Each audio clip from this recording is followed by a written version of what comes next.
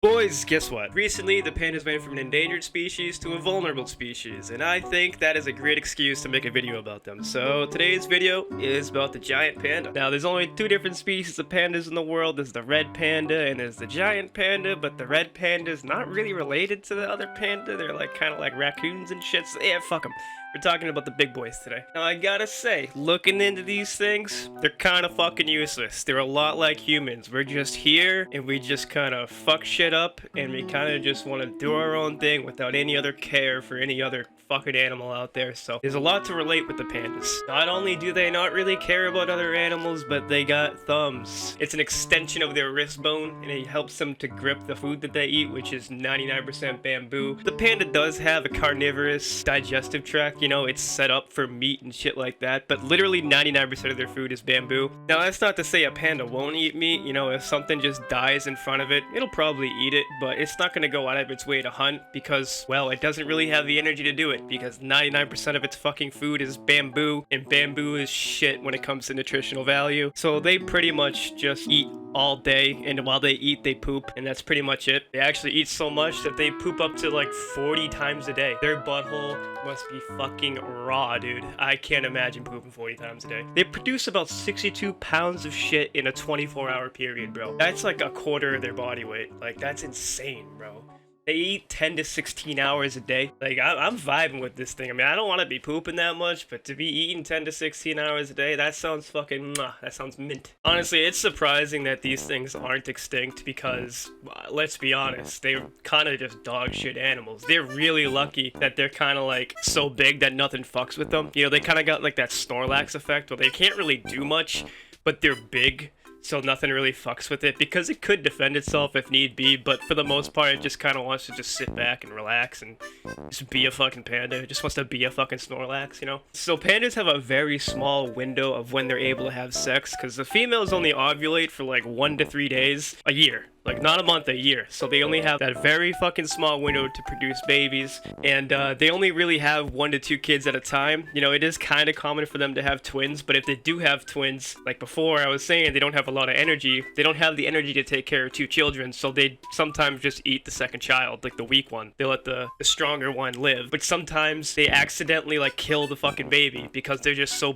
big and careless that they literally just squish their baby. I did this once to a mouse. We had a mouse when we were younger. I don't remember this, but apparently I stepped on it and killed it. So I mean, I can't really blame the pandas there. You know, fuck me, dude.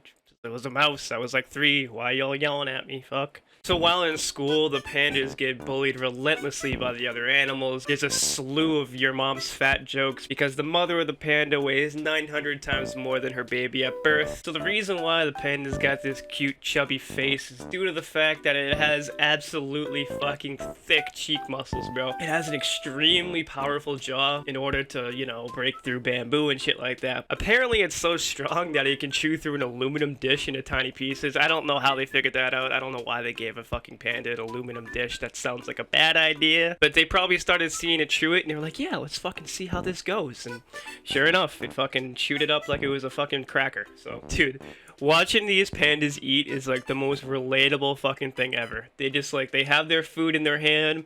They don't look happy, but they look like really content. They almost look like they're just like, you know, when you're just standing there and you're just eating and you're just thinking about something, and like you're just staring at something, but you're not really looking at it, and your vision kind of gets all hazy. Like, that's what it looks like a panda's doing. It looks like he's just like off in his own mind, just daydreaming, thinking about like fucking nothing and just eating. It's like the most relatable fucking thing ever. Just look at this shit. So it turns out that keeping a panda in a zoo is an extremely expensive endeavor. This is due to the fact that China's got a little panda monopoly going on. In order to have a panda in your zoo, you have to shell out $1 million a year just to rent a fucking panda. Oh, also, if the panda that you rented has a kid, that's another 400 grand, please. So pandas like to roll around a lot, and scientists think that this is due to the fact that they like to cover themselves in poop.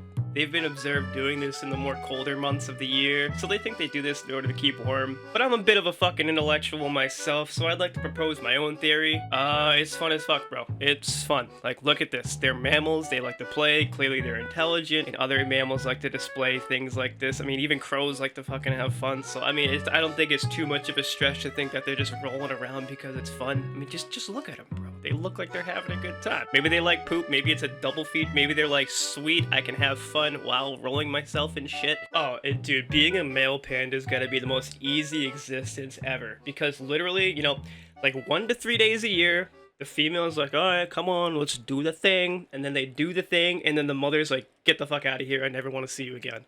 Because mother pandas just want to raise their panda alone. So they're just like, yeah, I'm just gonna use you for your fucking panda juice. We're gonna make a baby, and then I'm never gonna fucking see you again. And that, I mean, honestly, as a guy, come on, right, boys? That does not sound like, doesn't that sound awesome? They ain't asking for child support or anything like that, you know? This is unprecedented in the world of scuffed animal reviews. I'm giving pandas a 99 on the reincarnation scale, bro. Why? Fuck me, man. These things are awesome. I'm biased. I love bears, and these things are definitely the cutest bears of the bunch. But they're just so relatable, bro. They just eat all day. That's it. They just eat, they sit down. Sometimes they do handstands and piss on shit. I don't know why, but they do it. It's fucking funny. They fucking roll around like they're a video game character. They fucking shit 40 times a day. I mean, that's probably why I'm docking a point off. They're honestly kind of useless when it comes to the environment. Like if pandas just died out, like the world would be okay. Like the ecosystems would be fine. There's really nothing that the pandas provide for the world.